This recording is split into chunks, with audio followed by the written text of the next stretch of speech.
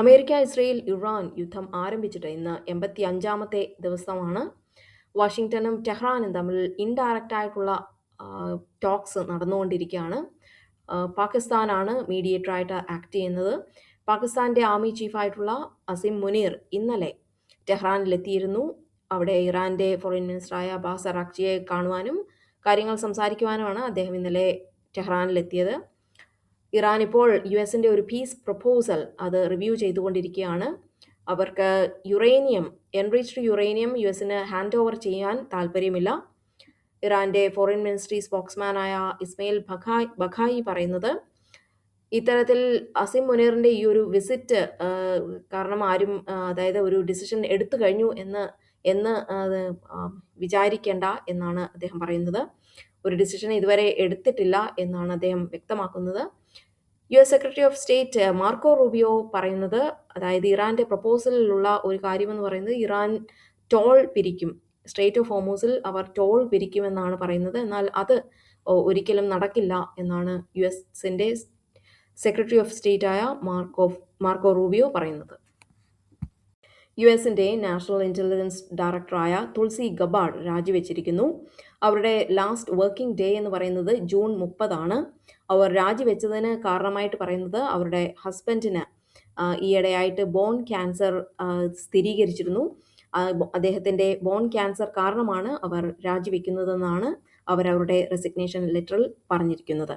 എന്നാൽ ഈ അടുത്തിടെ ട്രംപ് അഡ്മിനിസ്ട്രേഷനിൽ നിന്ന് 3 പേർ രാജിവെച്ചിരുന്നു. ഇവർ 4ാമത്തെ ആളാണ്.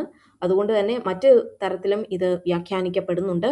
അതുപോലെ തന്നെ ഇറാനെതിരെയുള്ള യുദ്ധത്തിന് ഇറാന് ഒരു ന്യൂക്ലിയർ വെപ്പൺ ഉണ്ടാക്കാനുള്ള ഒരു പ്ലാൻ ഇല്ലായിരുന്നു എന്നാണ് തുൾസി ഗബാർഡ് കഴിഞ്ഞ വർഷം ഒരു കോൺഗ്രസിൽ അവർ വ്യക്തമാക്കിയിരുന്നത്.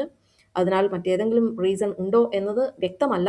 ഇപ്പോൾ അറിയാൻ കഴിയുന്നത് അവരുടെ ഹസ്ബൻഡിന്റെ അസുഖം കാരണമാണ് രാജിവെച്ചതെന്നാണ് അവർ ഒരു റീസണായിട്ട് റെസിഗ്നേഷൻ ലെറ്ററിൽ പറഞ്ഞിരിക്കുന്നത്. യുഎസിൽ ടെമ്പററി വിസയിലുള്ളവർ അവർ ഗ്രീൻ കാർഡിൽ ലഭിക്കാനായിട്ട് വിസ മാറ്റത്തിനായിട്ട് വെയിറ്റ് ചെയ്യുന്നവർ അവരവരുടെ രാജ്യങ്ങളിലേക്ക് തിരിച്ചു പോകണമെന്നും അവിടുത്തെ കോൺസുലേറ്റിൽ നിന്ന് അപ്ലൈ ചെയ്യണമെന്നും അപ്രൂവൽ ലഭിക്കുന്നതനുസരിച്ച് യുഎസിലേക്ക് വരണം എന്നുമാണ് ഇപ്പോഴുള്ള പുതിയ നിയമം അനുശാസിക്കുന്നത്. ചൈനയിലെ ഒരു കൽക്കരി ഖനിയിലുണ്ടായ വൻ വാതക സ്ഫോടനത്തിൽ കുറഞ്ഞത് 90 തൊഴിലാളികൾ കൊല്ലപ്പെട്ടു. ബൊളീവിയയിലെ പ്രസിഡന്റായ റോഡ്രിഗോ പാസിനെതിരെ ഒരു വിഭാഗം ജനങ്ങൾ പ്രതിഷേധ പ്രകടനങ്ങൾ നടത്തി. ഇവരെ അടിച്ചമർത്തുന്നതിനായി പോലീസ് ടിയർ ഗ്യാസ് ഉപയോഗിച്ചു. അടുത്ത വർഷമാണ് ഫ്രാൻസിൽ പ്രസിഡന്റിനെ തിരഞ്ഞെടുക്കാനുള്ള ഇലക്ഷൻ നടക്കാൻ പോകുന്നത്. ഇപ്പോൾ പറഞ്ഞു കേൾക്കുന്ന, അതായത് ജയിക്കാൻ സാധ്യതയുണ്ട് എന്ന് പറഞ്ഞു കേൾക്കുന്നത് മുൻ പ്രൈം മിനിസ്റ്റർ ആയിട്ടുള്ള എഡ്വേർഡ് ഫിലിപ്പാണ്. ഇന്ത്യയിൽ ഇപ്പോൾ ചൂടായിട്ടുള്ള കാലാവസ്ഥയാണ് ഉള്ളത്. പല സംസ്ഥാനങ്ങളിലും ടെമ്പറേച്ചർ വളരെ കൂടുതലാണ്. രാജസ്ഥാൻ, ഉത്തർപ്രദേശ്, ഡൽഹി എന്നിവിടങ്ങളിൽ ടെമ്പറേച്ചർ എന്ന് പറയുന്നത് 44 ഡിഗ്രി സെൽഷ്യസിനും 48 ഡിഗ്രി സെൽഷ്യസിനും ഇടയ്ക്കാണ്. US state secretary Marco Rubio ഇന്ത്യയിൽ 4 ദിവസത്തെ സന്ദർശനത്തിനായി എത്തിയിരിക്കുന്നു.